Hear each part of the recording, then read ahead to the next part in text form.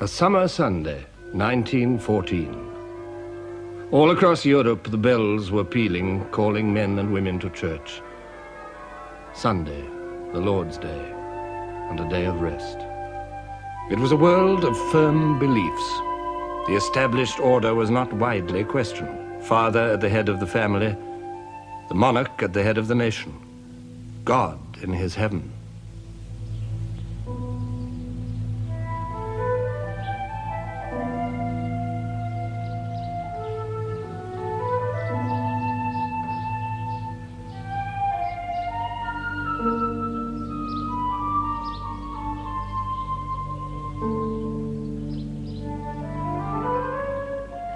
Sunday after church was a day of quiet pleasures. Little Donny daydream, ride a home, so now you know. And when you go, you'll see there's something on her mind. Don't think it's you, 'cause no one's gonna kiss that gal but me.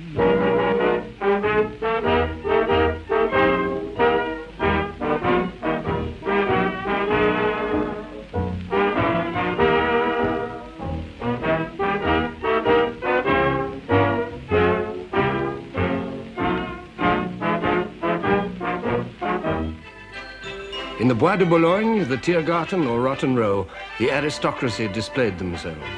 Carriages, servants, dazzling clothes.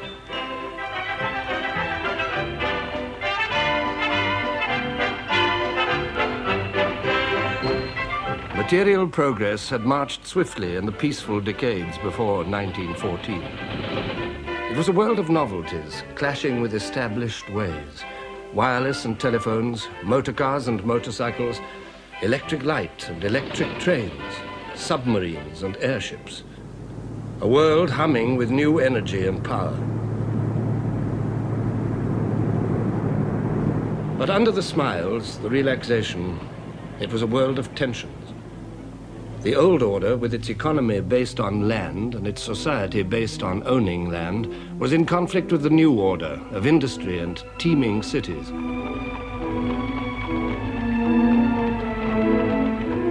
Industry had uprooted populations, expanded them beyond belief, tempted them, enriched them, and impoverished them.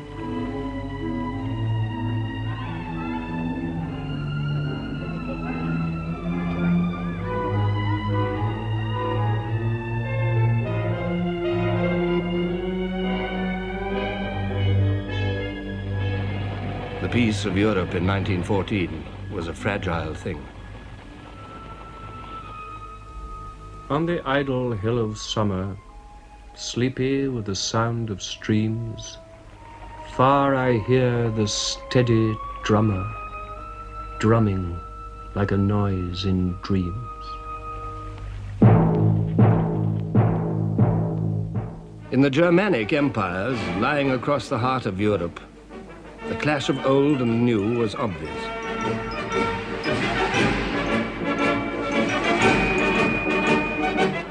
Under the leadership of Prussia, under Bismarck, the Iron Chancellor, Germany had emerged as a nation and as a world power.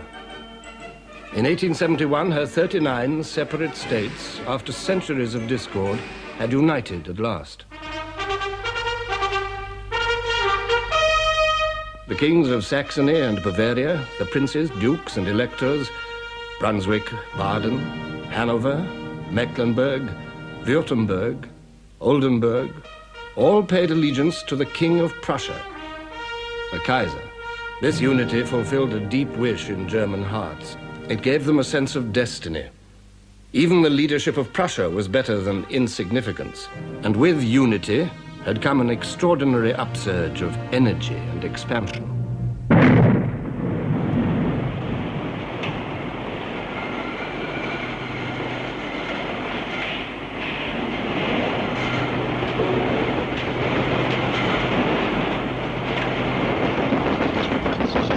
In 1871, there were 41 million Germans. In 1913, there were nearly 68 millions, an increase of more than half. And more than half of them were living in towns and cities. But it was not merely an expansion of population. The foundations of economic strength at the turn of the century were steel and coal. Germany had made great strides with both. Steel production multiplied by 12 in 30 years. Coal production multiplied by nearly 5 in 30 years. Manufactures multiplied by 4. Exports multiplied by 3. Exports of chemicals multiplied by 3. Exports of machinery multiplied by 5. In 30 years, Germany's share in world trade had risen by 1/3. Now, in 1914, Germany was, after America, the most powerful industrial nation in the world.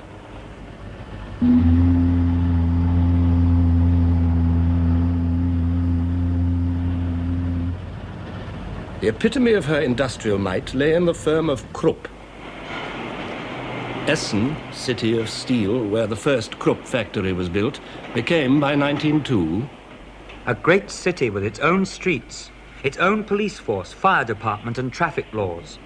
There are 150 kilometers of rail, 60 different factory buildings, 8,500 machine tools, 7 electrical stations, 140 kilometers of underground cable and 46 overhead. Germany delighted in the prowess of Krupps. When Alfred Krupp died in that year, the Kaiser attended his lavish funeral and called him a German of the Germans.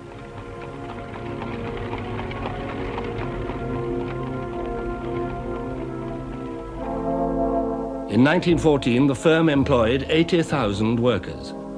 They lived in Krupp houses, their babies were delivered by Krupp doctors, their children educated in Krupp schools. They bought at Krupp stores, borrowed books from Krupp libraries, married in the Krupp church, and were buried in the Krupp cemetery.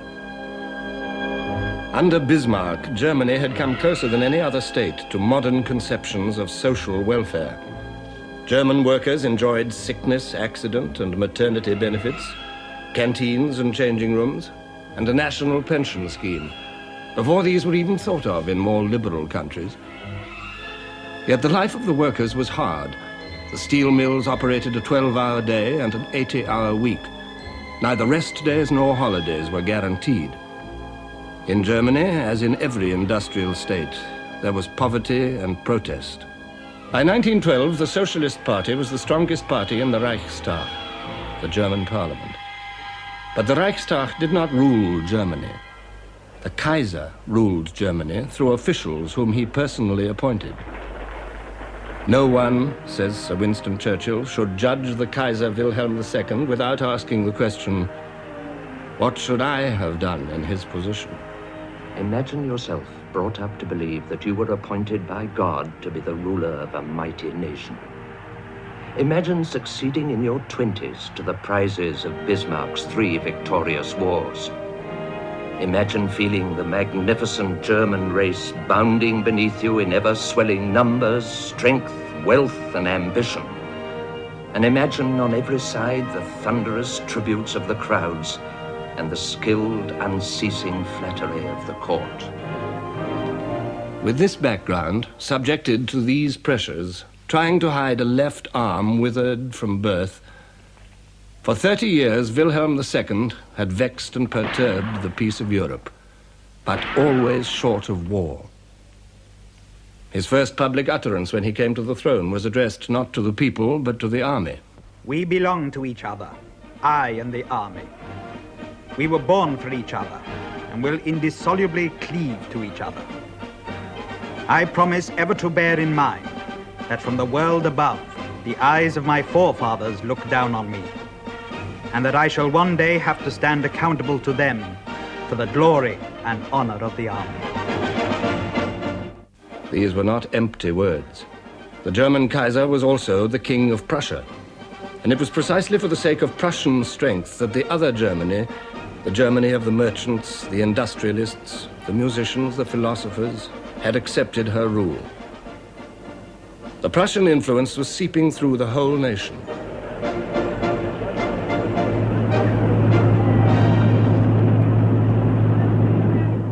It was above all a military influence, well described by one of its advocates, General von Hindenburg. The army trained and strengthened that mighty organizing impulse which we found everywhere in the fatherland.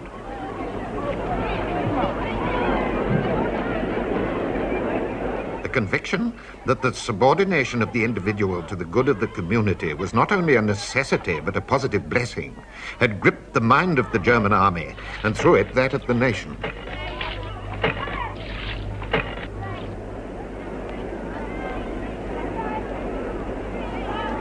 With Prussia as the core, the German Empire was the most powerful military organism in the world. And at its head, posturing, gesturing, stood the all-powerful Kaiser, challenging Europe. Without Germany, and without the German Kaiser, no great decisions must ever be taken. If this should happen, the position of Germany in the world would vanish forever. And I do not purpose that this should ever happen. To employ suitable, and if necessary, violent means ruthlessly is my duty, my fair privilege. Germany's neighbors watched her clamorous progress with alarm. The Republic of France uneasily remembered her overwhelming defeat at Germany's hands in 1870. Then the rich lands of Alsace and Lorraine had been torn from her. Patriotic Frenchmen bitterly resented the loss, and the bitterness was passed on to new generations. Think that the motherland is your second mother, that she weeps and suffers over the children they have torn from her bosom.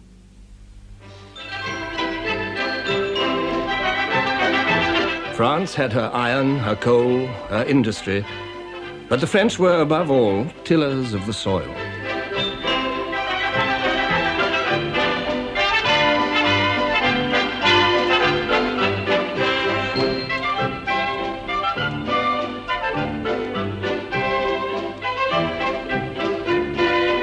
The produce of her fields and vineyards made France self-supporting. The French cared for good food. The specialities of each province acquired international fame.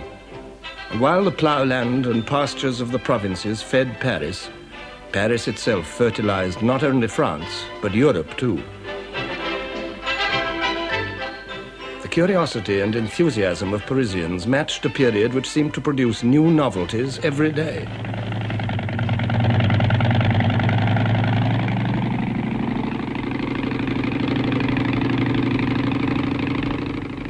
Louis Blériot was the first man to fly the Channel.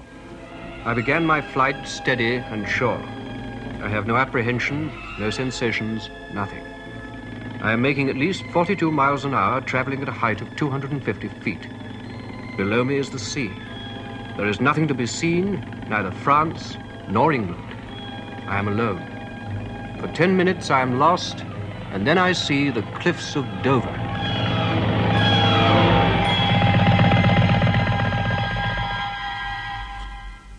There were flying experiments of another kind, not so successful.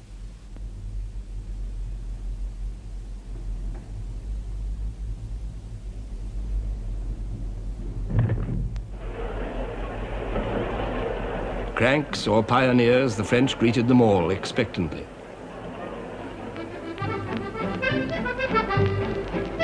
A moving pavement was displayed at the exhibition of 1900. Looking down from it, Paris was truly sovereign of cities, seemliest in sight.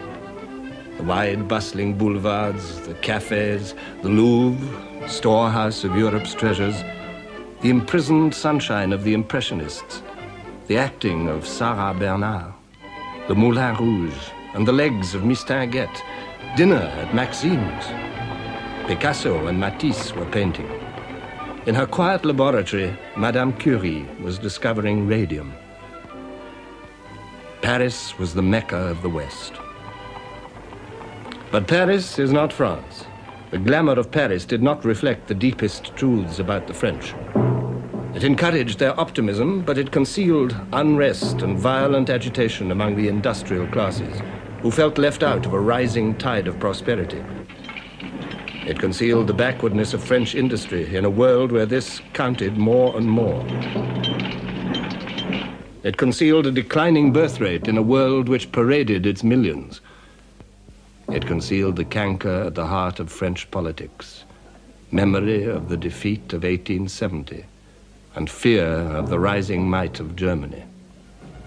Because of this memory and this fear, the army played a special part in the life of France. Shattered in 1870, it had made a remarkable recovery. It became a national army based on universal conscription. It schooled itself in colonial wars, but its eyes were fixed on the German frontier. In 1914, there was a socialist government. Anti-militarism, pacifism, and internationalism were being proclaimed with swelling voices. The delegates of the workers' organizations judged that wage earners obliged to go to war have this alternative only: either to take up weapons in order to menace other wage earners, or to take up battle against the common foe, capitalism. Anti-militarist and anti-patriotic propaganda must become ever more intense and audacious.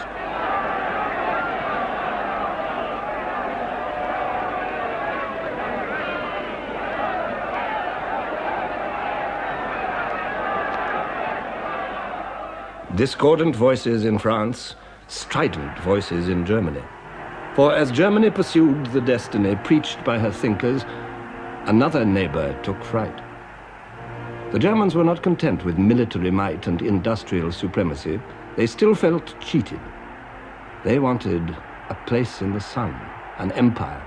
Between 1884 and 1890, German sovereignty was proclaimed over an area more than 4 times larger than Germany herself. And on the pretext of protecting these colonies and her expanding trade, Germany began to build a battle fleet.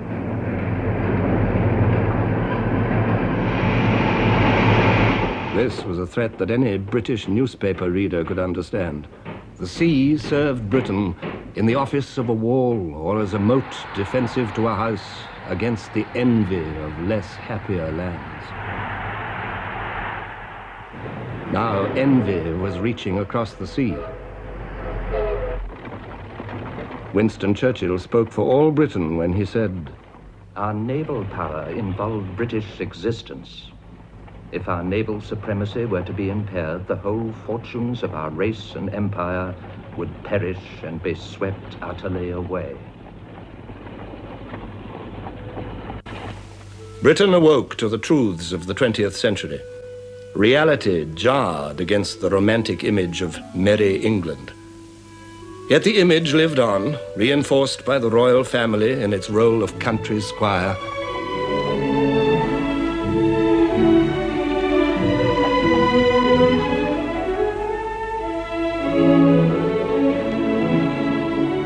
Englishmen liked to think of themselves in these terms.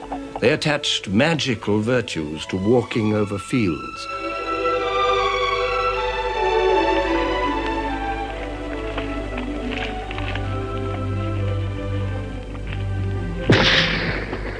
They also found virtue in royal pageantry, jubilees, coronations, state openings, funerals. The funeral of King Edward VII in 1910 provided a last glimpse of royal Europe in all its panoply.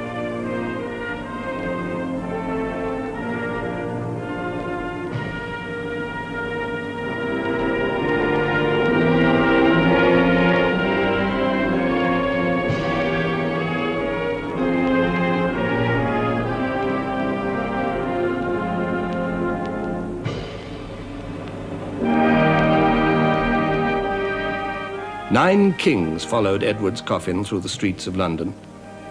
King George V, his successor, the Kaiser, his nephew, the King of Belgium, the King of Spain, the kings of Portugal, Denmark, Bulgaria, Norway, and Greece. The watching, awe-struck crowds were reminded that Britain was the center of an empire on which the sun never set.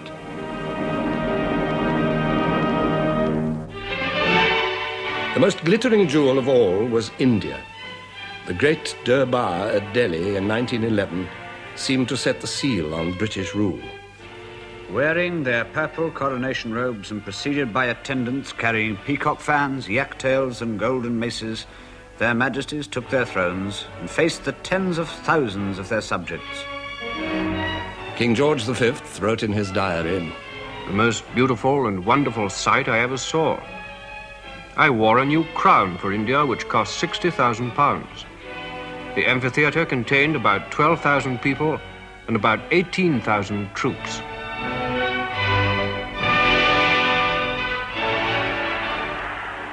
"119 princes and maharajas bowed and retracted in a ceremony which lasted a full hour. The Delhi Durbar affirmed the bond between the King-Emperor and more than 300 million Indian subjects. Africans, too, were subjects of the British Crown.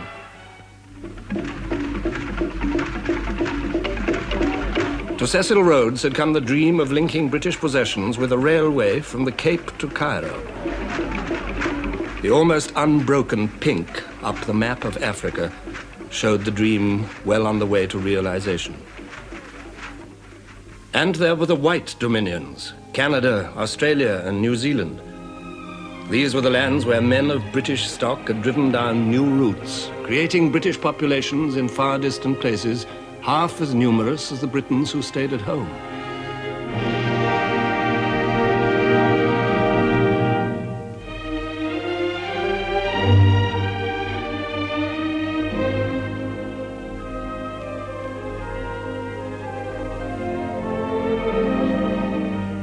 In the British Isles, life for many was a struggle for daily bread.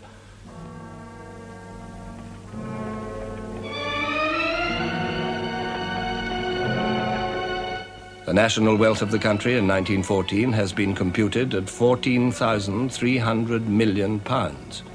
But in the black deserts of Britain's industrial towns, working-class families could not afford decent clothes or enough to eat. In London at the turn of the century, 30.7% of the population were living below the poverty line. In York, 28% existed on a diet less generous than that of the workhouse. Small wonder that the Chancellor of the Exchequer, Lloyd George, wrote, "Our working populations, crushed into dingy and mean streets, with no assurance that they would not be deprived of their daily bread by ill health or trade fluctuations, were becoming sullen with discontent." As in Germany and in France, the workers turned to socialism. The Labour Party was born. But 40 Labour MPs could not provide a remedy. Only through the rapidly growing trade union movement could the workers assert their demands. In 1911 and 1912, Britain was swept by a wave of strikes more complete and embittered than any yet seen.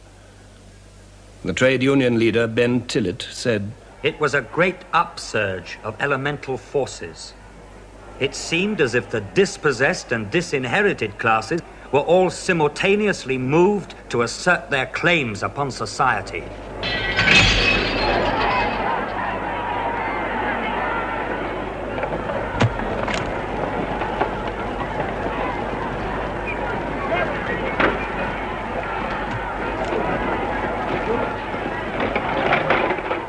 The ruling classes reacted with furious incomprehension.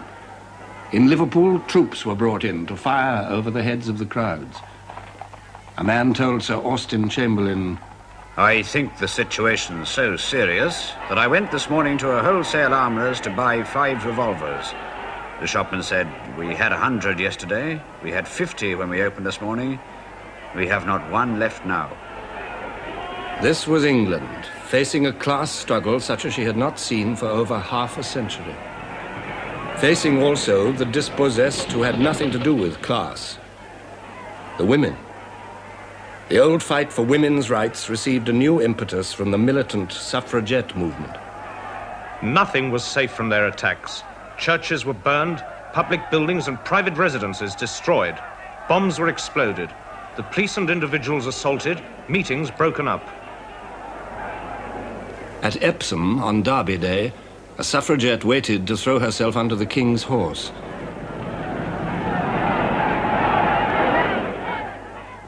She died of her injuries. Workers and women. There were others, too, whose discontents were coming to a head. Southern Ireland was clamoring for home rule. Her spokesman was Eamon de Valera. The militarist power which has kept Ireland within its grasp for centuries can never be persuaded to let go. If liberty is not entire, it is not liberty. The Irish struggle brought Britain to the very edge of civil war. Poverty and envy, riches and arrogance, ambition and frustration, doubt and demand, these were the tensions of every industrial state. And to them were added the tensions between states themselves. In Britain, alarm grew with the growth of the German fleet just across the water.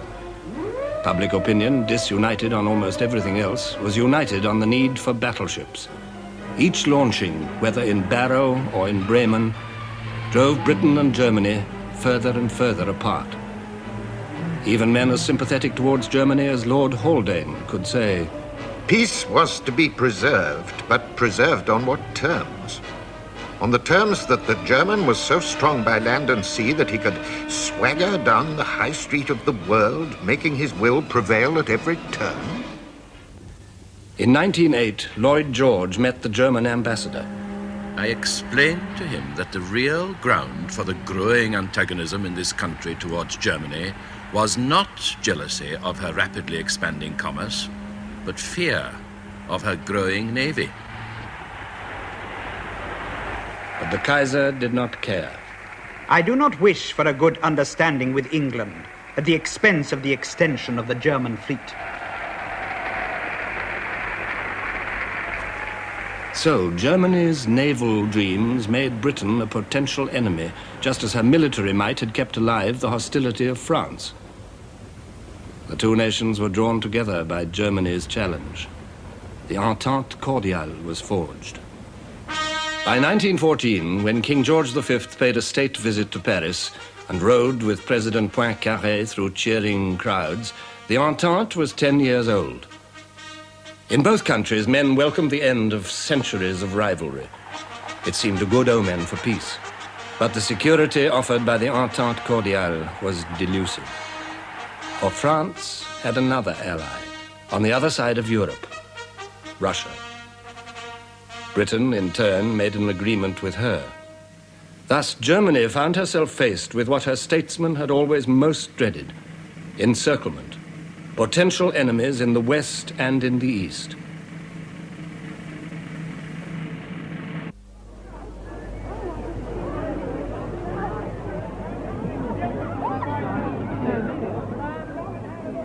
In the summer of 1914, it was not Britain, nor France, nor Russia which held the real threat to the peace of Europe. The real threat lay in the alliance of Germany's making, her alliance with Austria. This was a shackle linking the swelling vigor of Germany to the irresponsible policies of an old, decaying empire. Bismarck foresaw the danger. I shall not live to see the Great War, but you will see it, and it will start in the East. For centuries, Austria had been the leading German state, Europe's shield against the East. By 1914, her empire was an anachronism, whose fatal ambitions died hard. At the head of this ancient realm stood the Emperor Franz Joseph, 84 years old. He had reigned in Vienna since 1848, Europe's year of revolutions, when the Austrian Empire had come near to collapse. Franz Joseph held it together by a mixture of compromise and repression, but nothing could disguise its decrepitude. Lord Lansdowne wrote, "To human calculation, the Habsburg Empire cannot survive the decease of the Emperor Franz Joseph." The anachronism lingered on, upheld by this old man. Its ceremonies, its displays, its brilliant uniforms, the rigid protocol of the imperial court, the high-sounding titles, the wit, the music, the culture of Vienna, all belonged to a past which was becoming ever more at odds with the present. For this empire was not merely Austrian. It was, in the first place, a dual monarchy.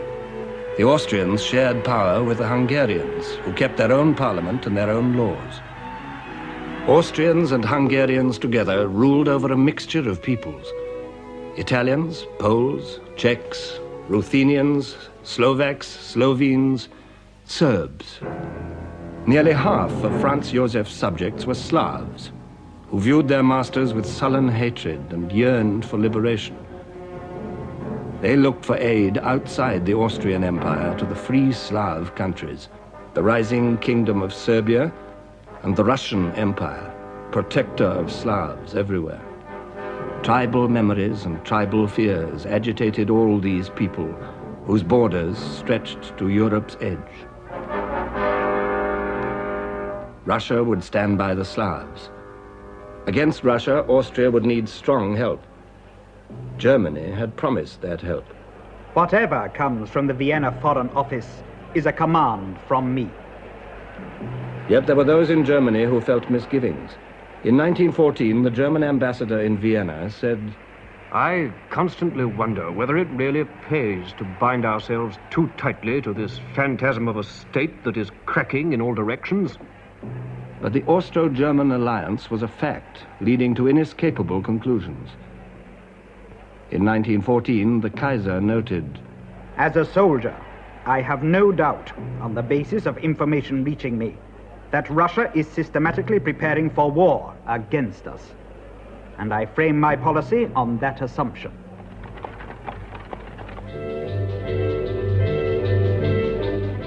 Russia also was a troubled anachronism. The Tsar of all the Russias ruled over countless millions of people.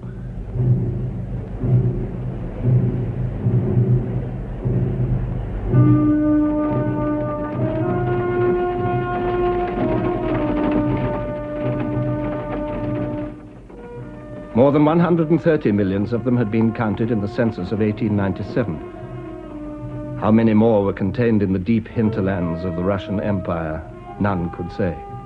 This was the largest state in the world, a sprawling giant. Communications across it were primitive and difficult. During the thaw, almost impossible. A British diplomat wrote, No one can have the slightest idea what the country tracks in Russia are like during the spring and winter. It took me 16 days to traverse 80 miles. Over these limitless distances, the Romanov dynasty, in the person of Nicholas II, emperor and autocrat, ruled absolutely. In 1895, answering a demand for more representative government, the Tsar said, Let all know that in devoting all my strength to the people's well-being, I shall preserve the principle of autocracy as firmly and as undeviatingly as did my father.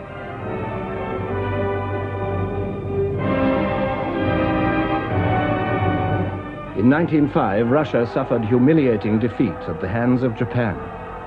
The very foundations of Tsarism were shaken.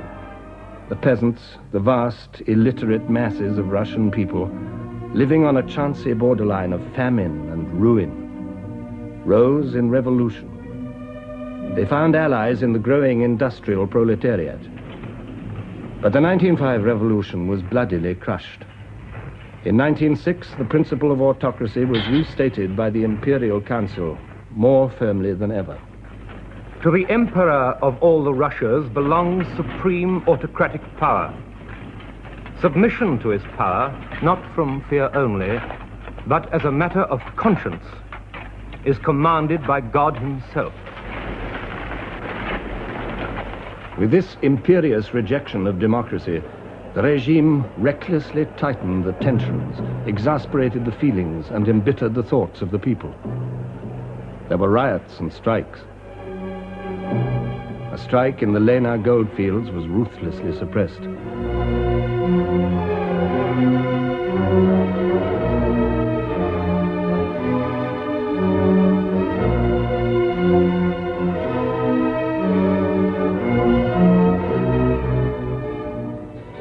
The Tsar and his court consumed their time with simple pleasures, heedless of the Russian people.